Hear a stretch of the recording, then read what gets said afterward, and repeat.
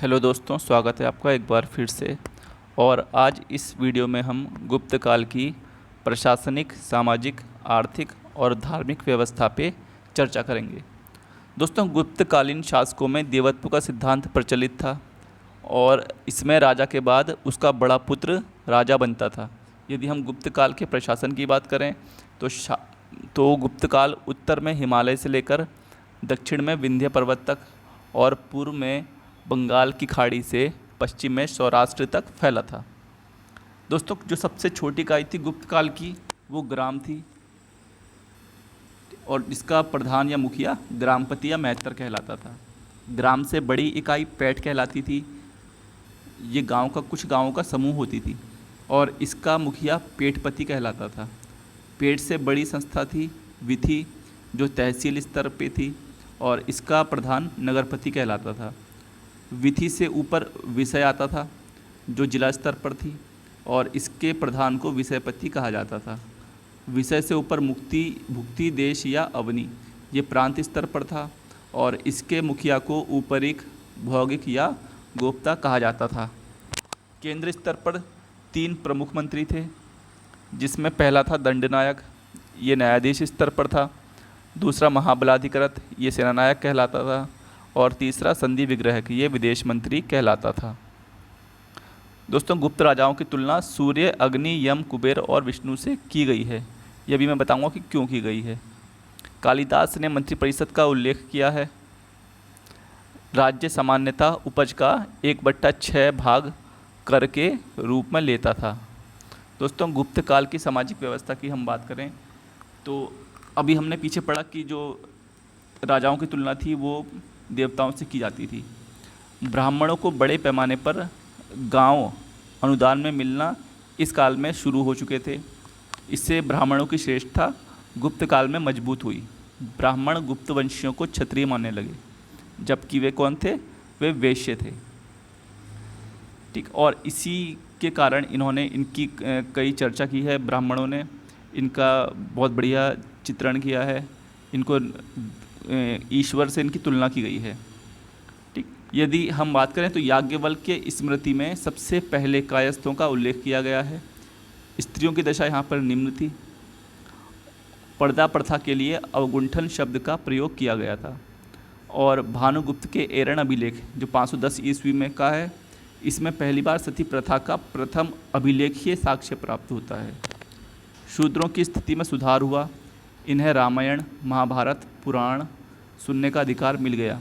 दोस्तों, शूद्रों के साथ साथ महिलाओं की स्थिति में भी सुधार हुआ था और ये अधिकार महिलाओं को भी मिले और इन्हें कृष्ण की पूजा करने का भी अधिकार दिया गया था। अभी कृष्ण नामक कोई देवता होते थे, उसकी पूजा भी कर सकते थे और इन्हें कुछ गृह संस्कार होते थे, घरेलू संस्कार या फिर घरेलू अनुष्ठान, पूजा पाठ वगैरह, उनका भी कुछ अधिकार मिला था। लेकिन छुआछूत जैसी कुप्रथा ने जड़ें जमाना प्रारंभ कर दिया था। फाहियान के अनुसार चांडाल शहर से बाहर निवास करते थे। दोस्तों, ये चांडाल जो थे यही अछूत कहलाते थे और ये शहर से बाहर निवास करते थे और ये मांस का व्यवसाय करते थे। जब कभी ये नगर में प्रवेश करते थे तो उच्च वर्ण के लोग इनसे दूर रहते थे, क्योंकि वे मानते थे कि चांडालों के स्पर्श से ये सड़क अपवित्र हो जाती है। न्याय संहिता के अनुसार ब्राह्मण की परीक्षा तुला से, क्षत्रिय की अग्नि से, वैश्य की जल से और शूद्र की विष से की जानी चाहिए, ऐसा न्याय संहिता में बताया गया है।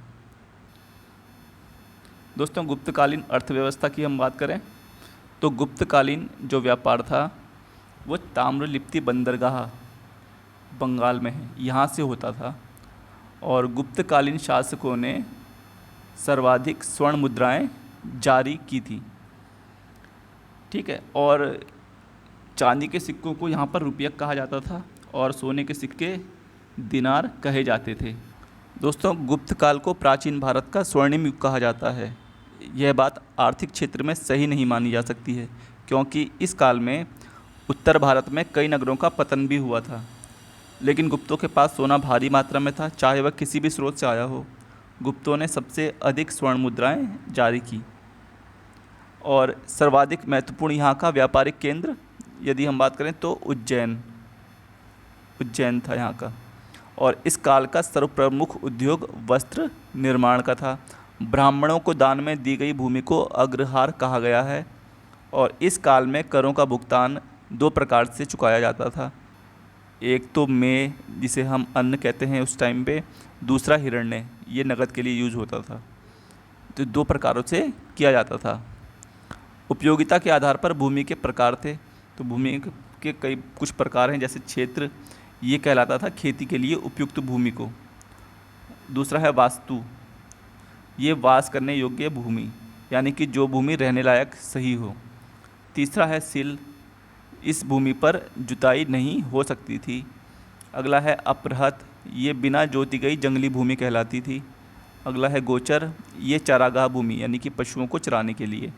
और अगली है अप्रदा, यानी कि विवादास्पद भूमि, जिस पर कोई विवाद चल रहा हो। दोस्तों, गुप्तकालीन धार्मिक व्यवस्था की बात करें तो मंदिर बनाने की कला का आरंभ गुप्त काल में हुआ था। इस काल में अधिकांश मंदिर विष्णु के बने हैं, जैसे देवगढ़ का दशावतार मंदिर, तिगवा का विष्णु मंदिर, है ना। और दशावतार मंदिर जो है दोस्तों, वो गुप्तकालीन मंदिर स्थापत्य की सर्वोत्कृष्ट रचना मानी जाती है। उत्तर भारत के मंदिरों में शिखर निर्माण का प्रथम प्रमाण इसी मंदिर से मिलता है। गुप्त सम्राट वैष्णव धर्म के अनुयायी थे, फिर भी उन्होंने अन्य धर्मों को भी संरक्षण प्रदान किया। विष्णु का वाहन गरुड़ गुप्त साम्राज्य का राज चिन्ह था। 29 नंबर की जो अजंता की गुफा है, इसमें बौद्ध धर्म की महायान शाखा से संबंधित वर्णन मिलता है हमें। और इसमें 16, 17 और 19 इस नंबर की गुफा गुप्तकालीन है। गुफा नंबर 16 में मरणासन राजकुमारी, अजातशत्रु और बौद्ध की भेंट का वर्णन है। गुफा नंबर 17 में जातक कथाओं का वर्णन है। दोस्तों, ये अजंता की गुफाएं महाराष्ट्र के औरंगाबाद ज़िले में स्थित हैं और विभिन्न सांस्कृतिक उपलब्धियों के कारण गुप्त काल को भारतीय इतिहास का स्वर्ण युग भी कहा जाता है। रामायण और महाभारत को अंतिम रूप से गुप्त काल में ही इसका जो संकलन किया गया था अंतिम रूप से। गुप्तकालीन स्थापत्य कला एवं विज्ञान। ठीक दोस्तों, गुप्त काल में स्थापत्य एवं चित्रकला के विकास की सीमा अपने चरम पर पहुंच चुकी थी। मंदिर निर्माण की कला का आरंभ इसी समय हुआ। देवगढ़ का दशावतार मंदिर इसका प्रमुख उदाहरण है। देवी देवताओं की मूर्ति का निर्माण इसी काल में हुआ और मूर्तियों में ब्रह्मा, शिव, पार्वती, गंगा, यमुना आदि की मूर्तियों का निर्माण हुआ। वास्तुकला के अंतर्गत विभिन्न मंदिर, गुफा, चैत्य, विहार, स्तूप आदि का निर्माण इसी समय हुआ। सारनाथ का धम्मेक स्तूप इसी काल की देन है। दशमलव और शून्य का आविष्कार भी गुप्त काल में हुआ। दोस्तों, वराहमिहिर प्रमुख खगोल शास्त्री थे और धन्वंतरी प्रमुख चिकित्सक थे। आर्यभट्ट गणितज्ञ थे जो इसी काल में हुए हैं सबके सब। और नागार्जुन भी थे। इसके अलावा इन्होंने रस चिकित्सा का आविष्कार किया और बताया कि सोना, चांदी और खनिज पदार्थों के रासायनिक प्रयोग से रोगों की चिकित्सा हो सकती है। दोस्तों, पारे का आविष्कार भी इसी समय हुआ। ठीक है, कई सारे आविष्कार इस समय हुए थे क्योंकि विज्ञान के लिए ये एक बहुत ही स्वर्णिम युग था। और आर्यभट्ट को तो वैसे भी गुप्त युग का सबसे महान वैज्ञानिक, गणितज्ञ और ज्योतिष माना जाता है। और उन्होंने अपने ग्रंथ जो आर्यभट्टियम है उसमें यह प्रमाणित भी कर दिया कि पृथ्वी गोल है और अपनी धुरी पर घूमती है तथा इसी कारण ग्रहण लगता है। दोस्तों, गुप्तकालीन कुछ प्रसिद्ध मंदिर हैं, इनकी बात करेंगे तो देखेंगे दशावतार मंदिर, ये देवगढ़ झांसी में है। शिव मंदिर, ये खोह नागौद एमपी में है। भीतरगांव का मंदिर या लक्ष्मण का मंदिर कहते हैं, ये ईंटों द्वारा निर्मित, ये भी भीतरगांव कानपुर में स्थित है। विष्णु मंदिर, ये तिगवा जबलपुर एमपी में स्थित है। शिव मंदिर, ये भूमरा नागौद एमपी में स्थित है। पार्वती मंदिर, ये नचना कुठार एमपी में स्थित है। दोस्तों, गुप्तकालीन लेखक और उनकी रचनाएं हैं, ये अक्सर इसमें एग्ज़ाम्स में इससे क्वेश्चन पूछ लिए जाते हैं।